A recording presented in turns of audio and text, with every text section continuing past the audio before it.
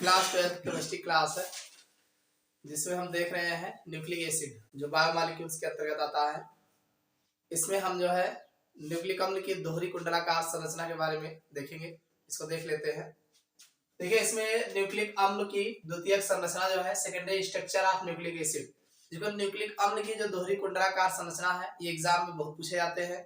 यही एग्जाम में ज्यादातर आता है या तो फिर डीएनए आरएनए में अंतर आता है।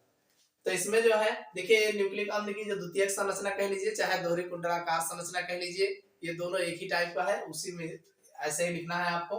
सन 1951 में जेडी वाटसन और एफएचसी क्रिक, यानी वाटसन और क्रिक ज्यादा ध्यान रखिए और नहीं तो पूरा नाम याद रखना हो तो जेडी वाटसन और एफएचसी क्रिक ने डीएनए की संरचना पर कार्य किया। यानी ये दोनों लोग ऐसे थे जो डीएनए की संरचना पर कार्य किया था और उन्होंने ज्ञात किया कि क्षारकों का अनुपात एक डीएनए से दूसरे में भिन्न होता है। यानी जो क्षारक होते हैं, बेस होते हैं, ये एक डीएनए से दूसरे डीएनए में अंतर में होते हैं, डिफरेंट होते हैं। उनका जो रेशियो होता है वो अलग अलग होता है, अनुपात जो है भिन्न होता है। परंतु सदैव ए और टी और जी और सी यानी ए बराबर टी, यानी हमेशा जहां कहीं भी रेशियो लगा होगा ए के सामने टी होगा और जी के सामने सी होगा। अब आप टी के सामने ए भी कह सकते हैं और सी के सामने जी भी कह सकते हैं, यानी इधर का उधर का इधर दोनों होगा लेकिन आमने सामने ही होगा। सन 1953 में वाटसन और क्रिक ने डीएनए की द्विकुंडलाकार संरचना प्रस्तुत की। यानी 1953 में वाटसन और क्रिक ने डीएनए की दोहरी कुंडलाकार संरचना जो है प्रस्तुत की। इस कार्य के लिए जिसे इनको जो है 1962 में जो है वाटसन और क्रिक को नोबेल पुरस्कार प्रदान किया गया। 1962 में जो है नोबेल पुरस्कार प्रदान किया गया। दोहरी कुंडलाकार संरचना के अनुसार अगर हम बात करें दोहरी कुंडलाकार संरचना की, तो दोहरी कुंडलीकार संरचना के अनुसार डीएनए अणु जो होते हैं दीर्घ पॉलीन्यूक्लियोटाइड श्रृंखलाओं से बना हुआ होता है। यानी इनका जो डीएनए अणु होता है पॉलीन्यूक्लियोटाइड के अणुओं से मिलकर बना होता है। भाई न्यूक्लियोटाइड जो होते हैं, पॉली मतलब बहुत सारे न्यूक्लियोटाइड के अणुओं से मिलकर बने हुए होते हैं। डीएनए स्ट्रैंड सर्पिल आकृति में, जो डीएनए स्ट्रैंड होता है वो सर्पिल आकृति में होता है। कैसा होता है? सर्पिल आकृति में कुंडलित होता है, एक दूसरे में कुंडलित होता है, अर्थात हेलिक्स है। हेलिक्स का मतलब होता है एक दूसरे में जो कुंडलित होना, जैसे रस्सी होती है वैसे हेलिक्स होता है। और दोनों स्ट्रैंड एक दूसरे के चारों ओर लिपट कर द्विकुंडली बनाते हैं। दोनों स्ट्रैंड एक दूसरे में लिपट कर दोहरी कुंडलाकार संरचना का निर्माण करते हैं। आगे जिसका व्यास, अब ये जो दोहरी कुंडलाकार संरचना बनाते हैं इसका व्यास जो होता है 2 mm होता है और प्रत्येक हेलिक्स दक्षिणावर्त होती है। दोनों हेलिक्स जो होती है वो दक्षिणावर्त ध्रुवण घूर्णक होती है और प्रत्येक पूर्ण घूम में 10 न्यूक्लियोटाइड यूनिट होते हैं। यानी एक घूर्णन चक्र में उनके जो है 10 न्यूक्लियोटाइड जो है लगे हुए होते हैं और घूम प्रत्येक के बाद 3.4 mm दूरी से आते हैं। यानी एक घूर्ण की दूरी अगर देखा जाए तो एक घूर्ण से दूसरे घूर्ण की दूरी तो 3.4 mm दूरी से आते हैं और डीएनए स्ट्रैंड विपरीत दिशाओं में आगे बढ़ते हैं। यानी दोनों डीएनए स्ट्रैंड जो होते हैं वो विपरीत दिशाओं की ओर आगे की ओर बढ़ते हैं। अर्थात डीऑक्सीराइबोज यूनिट विपरीत दिशा में दिष्ट होते हैं। जितने भी डीऑक्सीराइबोज न्यूक्लिक एसिड होते हैं, राइबोज यूनिट होता है, वो विपरीत दिशा में दिष्ट होते हैं, जिससे कि एक स्ट्रैंड में C3 और C5 यानी एक जैसे दो हेलिक्स होता है ना, एक इधर तो दोनों ऐसे घूमे हुए होते हैं। तो पहले हेलिक्स में एक स्ट्रैंड में C3 C5 अगर चल रहा होगा अनुक्रम, तो दूसरे स्ट्रैंड में C5 C3 चल रहा होगा। यानी दोनों में थोड़ा अंतर होगा। C3 C5 दो है तो इसमें C3 C5 चलेगा तो इसमें C5 C3 चलेगा। समझ में आया कि नहीं? अनुक्रम होता है। दोनों स्ट्रैंड अंतरालों पर एक दूसरे से रेखीय हाइड्रोजन आबंधों द्वारा जुड़े होते हैं। यानी दोनों स्ट्रैंड जो होते हैं एक दूसरे के अंतरालों पर जो है हाइड्रोजन बंधों द्वारा जो है जुड़े होते हैं और रेखीय हाइड्रोजन आबंध एडेनिन और थायमिन के मध्य तथा गुआनिन और साइटोसिन के मध्य है। यानी इनका जो हाइड्रोजन बंध होता है, रेखीय हाइड्रोजन आबंध बंध होता है, वो एडेनिन थायमिन के मध्य होगा। यानी ए और टी के मध्य होगा, गुआनिन और साइटोसिन जी और सी के मध्य जो है होगा ए और टी, जी और सी, यही दो होंगे, चाहे ए और टी कहो चाहे टी और ए कह लो, ठीक है। तो इन्हीं के मध्य होता है, अर्थात ए बराबर टी और जी बराबर सी, क्योंकि ए सदैव टी से आबंधित होता है और जी सदैव सी से आबंधित होता है। ये दो स्ट्रैंड समरूप नहीं है, ये दोनों स्ट्रैंड एक दूसरे के समान नहीं है परंतु एक दूसरे के पूरक है। एक स्ट्रैंड के प्रत्येक ए के सम्मुख दूसरे स्ट्रैंड में टी है और प्रत्येक जी के सम्मुख सी है। आरएनए की अगर हम बात, ये तो डीएनए की बात हो गई, अगर आप आरएनए की बात करते हैं तो आरएनए की द्वितीयक संरचना में भी हेलिक्स भाग लेते हैं। यानी जो हेलिक्स है, कुंडलित होने वाली बात है, ये आरएनए में भी आपको कुंडलाकार संरचना देखने को मिलती है। परंतु समस्या ये है कि आरएनए में हेलिक्स एकल स्ट्रैंड होते हैं। इसमें आपको डबल हेलिक्स दिख रहा है, उसमें एकल हेलिक्स होता है, बाकी सब कुछ वही मिलेगा, बस सिंगल हेलिक्स उसमें पाए जाते हैं। ये आपका डीएनए अणु की दोहरी कुंडलाकार संरचना है। ये दोनों हेलिक्स आपस में इस तरीके से मिलकर के जुड़े हुए होते हैं। और अगर देखा जाए थायमीन और एडेनिन का, तो थायमीन का स्ट्रक्चर ये आपका है, और एडेनिन देखो ये दो एडेनिन टी और ए के मध्य जो है डबल बॉन्ड होता है, टी और ए के मध्य डबल बॉन्ड है। और यहाँ साइटोसिन और ये गुआनिन, ये साइटोसिन और गुआनिन के मध्य अगर देखा जाए तो तीन हाइड्रोजन बंध आपको देखने को मिलते हैं। तो यहाँ पे तीन हाइड्रोजन बंध सी और जी के मध्य या जी और सी के मध्य आपको देखने को मिलेगा। तो ये क्षारकों का हाइड्रोजन आबंध क्षार युग्मन है, ये दो स्ट्रक्चर। अगर देखा जाए एक हेलिक्स जो कंप्लीट होता है वो 3.4 एनएम की दूरी पर होता है, और इसका अगर व्यास देखा जाए 2 एनएम होता है, इसका व्यास जो है 2 एनएम होता है। तो इस तरीके से डीएनए की संरचना जो है दोहरी कुंडलाकार देखने को मिलती है। चलिए अगली हेडिंग डाल लो। जैसे प्रोटीन का विकृतीकरण होता है वैसे न्यूक्लिक अम्ल का भी विकृतीकरण होता है। हेडिंग डाल लो, न्यूक्लिक अम्ल के न्यूक्लिक अम्लों का विकृतीकरण, न्यूक्लिक अम्लों का विकृतीकरण, डीनेचुरेशन ऑफ न्यूक्लिक एसिड,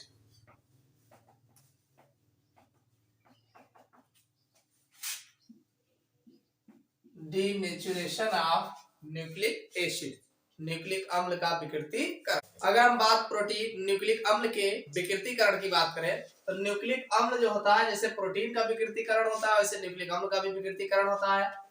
प्रोटीनों के सदृश न्यूक्लिक अम्लों का भी विकृतीकरण होता है।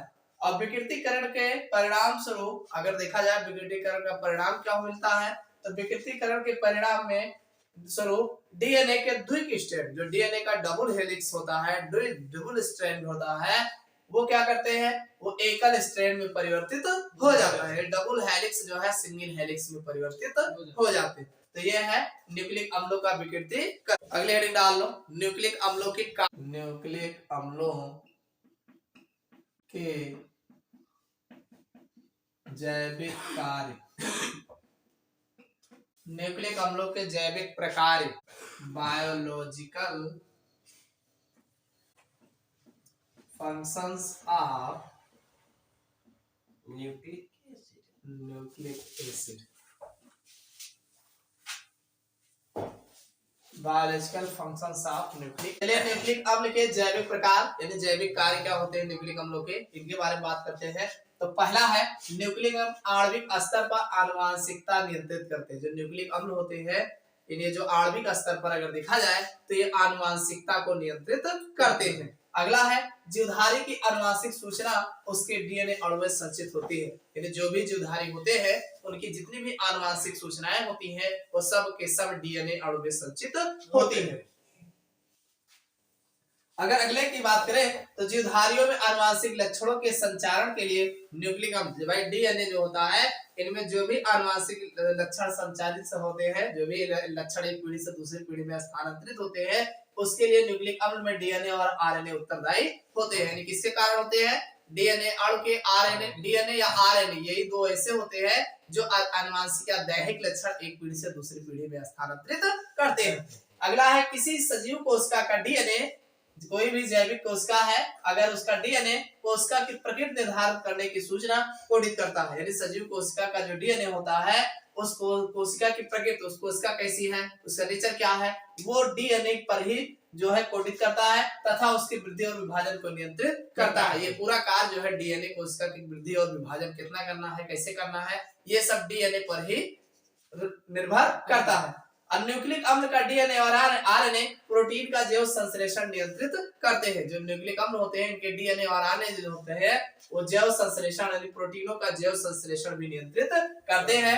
डीएनए और प्रोटीन संश्लेषण के निर्देशक का कार्य करते हैं, यानी प्रोटीन का जो संश्लेषण होता है उनमें निर्देशन का कार्य करते हुए बताता है क्या करना है क्या नहीं करना है कैसे करना है। ये सब जो है डीएनए और जो है प्रोटीन संश्लेषण के निर्देशक का कार्य करते हैं। नए प्रोटीन अणुओं, जैसे नया प्रोटीन अणु मान लीजिए बन रहा है, अणुओं के संश्लेषण के लिए आवश्यक आनुवंशिक सूचना डीएनए अणुओं में ही होता है। भाई नया बनाना है, कहाँ बनाना है, कैसे बनाना है, कितना बनाना है, ये सब डीएनए ही निर्देशित करता है। तो ये सारे कार्य जो है डीएनए के होते हैं। यानी जो न्यूक्लिक अम्ल, अब न्यूक्लिक अम्ल की बात करोगे डीएनए आरएनए दोनों आएंगे, तो डीएनए आरएनए दोनों मिल करके जो है इतना कार्य करते हैं। समझ में आया? अगली हेडिंग डाल लो, DNA fingerprinting. DNA finger printing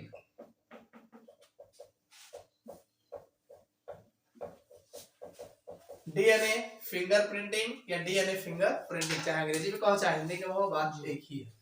चलिए हम बात करते हैं डीएनए फिंगर प्रिंटिंग क्या है। तो डीएनए फिंगर प्रिंटिंग के लिए जानते हैं तो प्रत्येक व्यक्ति का एक निश्चित अभिलाक्षणिक डीएनए पैटर्न होता है। जितने भी व्यक्ति हैं संसार में सबके डीएनए अलग अलग होता है, हर एक का डीएनए का पैटर्न अलग अलग होता है, ठीक है, जो किसी भी अन्य व्यक्ति से भिन्न होता है। यदि अगर दूसरे व्यक्ति से मिलान कराओगे तो हर व्यक्ति का डीएनए जो होता है दूसरे व्यक्ति के डीएनए से अलग होता है, ठीक।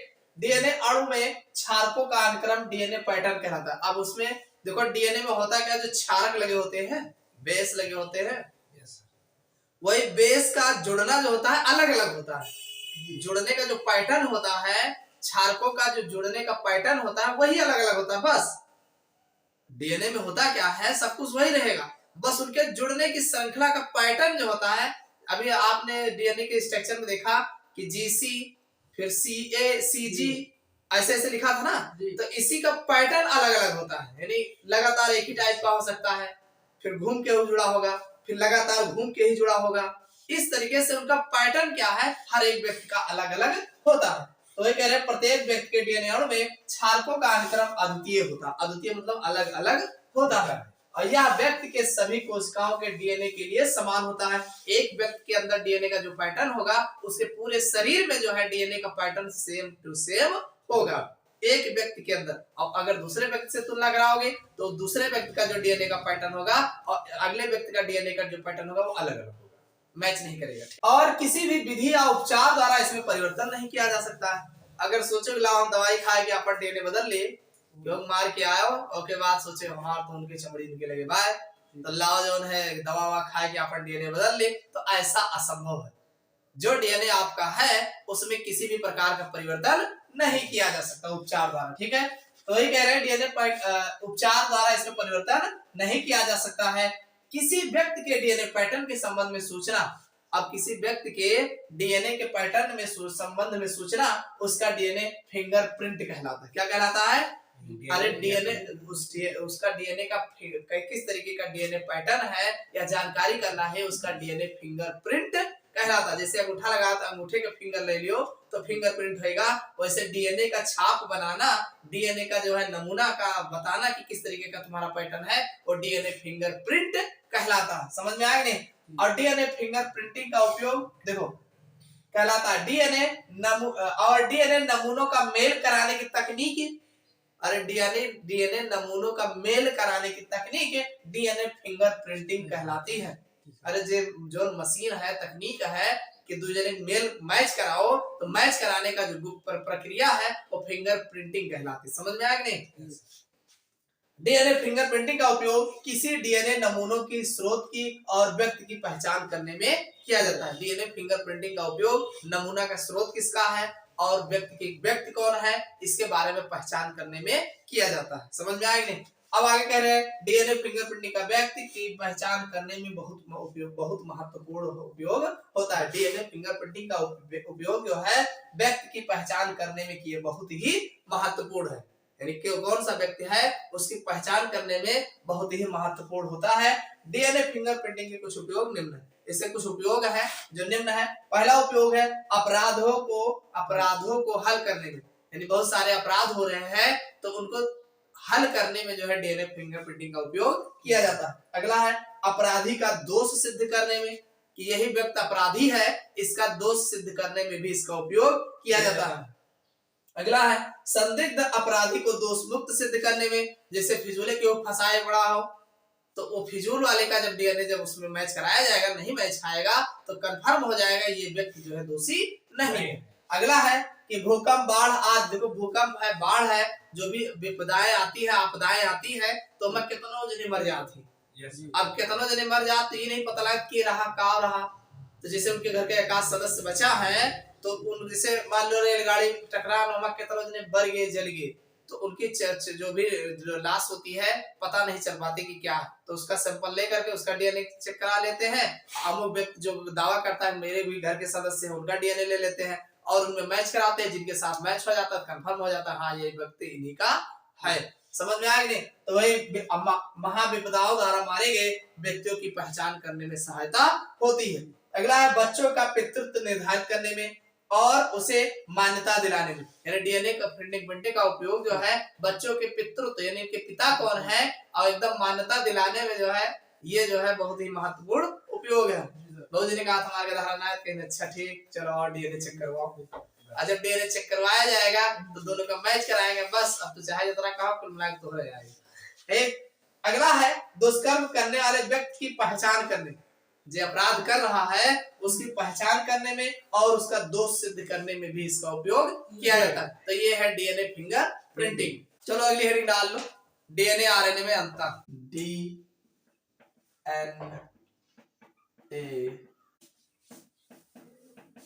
तथा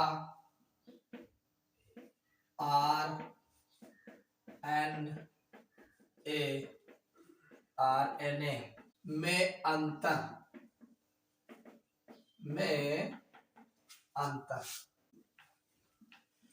difference between DNA and RNA, DNA और आरएनए में अंतर, इस पर हम बात करेंगे, ये बहुत एग्जाम में पूछा जाता है। चलिए हम बात करते हैं डीएनए और आरएनए में अंतर, याद कर लीजिए बड़ा आसान है। पहला अंतर है कि डीएनए अणुओं में डीएनए इसमें जो है मोनोसैकेराइड शर्करा जो होती है डीऑक्सीराइबोज न्यूक्लिक एसिड उपस्थित होते हैं, डीऑक्सीराइबोज शर्करा उपस्थित होते हैं, जबकि आरएनए में राइबोज न्यूक्लिक एसिड राइबोज शर्करा उपस्थित होते हैं। समझ में आया कि नहीं?